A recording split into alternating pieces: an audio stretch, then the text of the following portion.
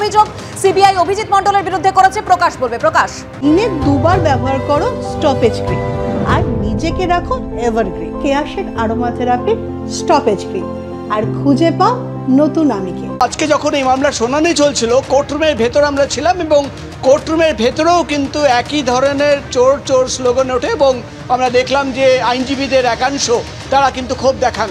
এবং আজকে আমরা দেখি যখন শুনানি চলে কিন্তু সিবিআই তরফে একাধিক দাবি করা হয়, লার্জার কনস্পিরেসির কথা বলা হয়, বারবার বলা হয় যে পুলিশ নিজের কাজ করেনি এবং নেক্সাসের কথা বলা হয়। রিমান্ড কপির যদি 2 নম্বর পয়েন্ট আমরা দেখি, যে রিমান্ড কপি আজকে লিখিতভাবে সিবিআই তরফে জমা করা হয়েছে তার প্রত্যেকটা লাইনে কিন্তু কনস্পিরেসি রয়েছে। রিমান্ড কপিতে রয়েছে registration of first GD entry number 542 mentioning the body of PG trainee of Arjikar Medical College was found lying in unconscious state।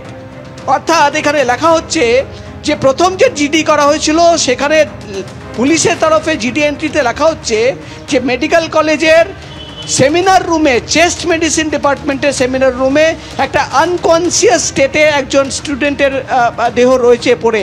এবং এখানে লেখা হচ্ছে জিডি এন্ট্রি করার আগেই কিন্তু dead body was already examine by the doctor and found the victim dead. অর্থাৎ GD entry পরে করা হয়েছে, আগেই ডাক্তাররা গেছেন, চিকিৎসকরা গেছেন এবং তারা কিন্তু মৃত ঘোষণা করেছিলেন। তাহলে কেন এই জিডি এন্ট্রিতে লেখা হলো যে আনকনসিয়াস স্টেটে? সেখানে কিন্তু একটা মেডিকেল স্টুডেন্টের দেহ পড়ে রয়েছে। এখানেই কিন্তু সিবিআই এর প্রশ্ন। এবং তার ঠিক আগের পয়েন্টে, 1 নম্বর পয়েন্টে এই রিমান্ড পেয়ারে সিবিআই তরফে দাবি করা হচ্ছে যে সকাল 10:03 নাগাদ ওসি টালা থানাকে জানানো হয়েছিল, তিনি সেখানে পৌঁছে যান 1 ঘন্টা পরে, অর্থাৎ মাত্র 5 মিনিটের রাস্তা টালা থানা থেকে, কিন্তু তিনি 1 ঘন্টা দেরিতে পৌঁছেছেন। এখানেও কিন্তু কনস্পিরেসি দেখছেন সিবিআই এর গোয়েন্দারা। এবং আরেকটা পয়েন্ট তোমাকে দেখাই, পয়েন্ট 6 নম্বর পয়েন্টে যেটা সিবিআই তরফে দাবি করা হচ্ছে, তুমি জানো 14 ঘন্টা দেরিতে এফআইআর করার কথা বলা হয়েছে বারবার। এখানে বলা হচ্ছে যে এফআইআরের সকাল 10:03 নাগাদ টেলিফোনে ইনফরমেশন দেওয়া হয়, একটা রিটেন কমপ্লেন সুপার দুপুর 2:50 নাগাদ পুলিশকে দেন, কিন্তু এফআইআর করা হলো রাত 11:30 নাগাদ, একটা ইউডি কেস করা হলো, শুধুমাত্র ইউডি কেস। এখানে কিন্তু প্রশ্ন করা হচ্ছে যে 14 ঘন্টা দেরিতে কেন? সকাল 10:03 নাগাদে জানানো হয়েছে, একদম 14 ঘন্টা দেরিতে কেন? প্রধান বিচারপতি সুপ্রিম কোর্টের তিনি যেমন এই প্রশ্নটা তুলেছিলেন, প্রথম থেকেই কিন্তু জুনিয়র চিকিৎসকরা এই প্রশ্নই তুলে আসছেন। গুরুত্বপূর্ণ প্রমাণ লোপাটেরও যে আশঙ্কা সিবিআই করছে। আরজিকর কাণ্ডে বৃহত্তর ষড়যন্ত্র, আদালতে বিস্ফোরক দাবি সিবিআই। ধর্ষণ খুনের মামলায় সন্দীপ ঘোষ ও টালা থানার ওসির 3 দিনের সিবিআই হেফাজত। যখন আদালত থেকে তাদের বের করে আনা হয়, সাধারণ মানুষের ক্ষোভ আছড়ে পড়ে, জুতো দেখানো হয় তাদের উদ্দেশ্যে।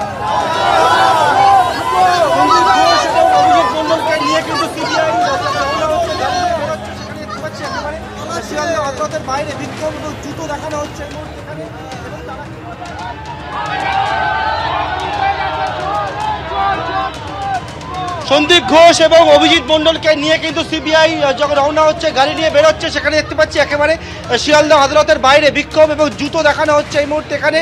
এবং তারা কিন্তু যে বিষয়টা বলছেন,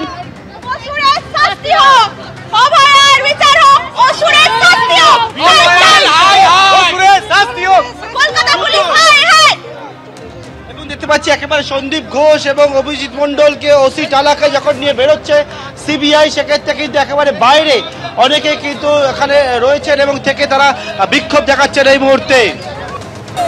কথা বলবো আমাদের সঙ্গে, আমাদের দুই প্রতিনিধি রয়েছেন, প্রকাশ সিনহা এবং পার্থ প্রতিম ঘোষ। প্রথমেই পার্থ, তোমার কাছে আসবো। যে বিক্ষোভের ছবি আমরা দেখলাম, সাধারণ মানুষ একেবারে সরাসরি অভিযোগ করছেন সন্দীপ ঘোষ এবং অভিজিৎ মণ্ডলের বিরুদ্ধে এবং জুতো দেখাচ্ছেন তারা।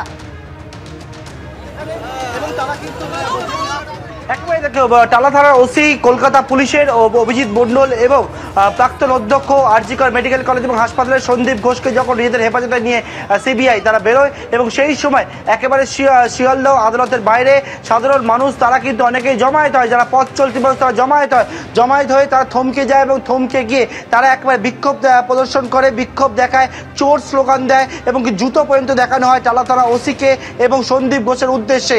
এবং সেখানে কড়া নিরাপত্তা বেষ্টনী ছিল, কোনো ক্রমে সেখানে উপস্থিত পুলিশ কর্মীরা একেবারে সেফ প্যাসেজ করে দুজনকে কিন্তু তারা পাইলট করে সেখান থেকে বের করে নেয়। তুমি দেখেছো যে যখন এই আরজি করের যে নৃশংস ঘটনা ঘটে সেই ঘটনায় প্রথম থেকে তদন্ত প্রক্রিয়া নিয়ে বিভিন্ন স্তর থেকে বিভিন্ন মহল থেকে একের পর এক প্রশ্ন উঠতে শুরু করে। তার পরবর্তীকালে গতকালকে টালা থানা ওসিকে যখন গ্রেপ্তার করা হয় এবং সন্দীপ ঘোষ প্রাক্তন অধ্যক্ষকে যখন গ্রেপ্তার করা হয়, গোটা যে তদন্তটা সেটা অন্য মাত্রা নেয় এবং জিবিআই তরফ থেকে যে বিষয়টা বারবার করে বলা হচ্ছিল, যে প্রশ্ন বারবার উঠছিল যে তদন্ত প্রক্রিয়া সেখানে কিন্তু তারা লক্ষ্য করেন যে গাফিলতি রয়েছে, তদন্তে অনেক কিছুই ধামাচাপা দেওয়ার চেষ্টা করা হয়েছে, তথ্য প্রমাণ লোপাট করা হয়েছে। এই বিষয়টা আরও যখন স্পষ্ট হয় এই দুজনের গ্রেপ্তারির পর, তখন কিন্তু সাধারণ মানুষের ক্ষোভ একেবারে শিয়ালদা আদালতের বাইরে সেটা কিন্তু দেখতে পাওয়া গেল। পাপিয়া, একেবারে পার্থ, যে ছবি আমরা দেখতে পেলাম, একদিকে বিক্ষোভের ছবি, অন্যদিকে এই যে অভিজিৎ মণ্ডল তাকে গ্রেপ্তার করেছে সিবিআই।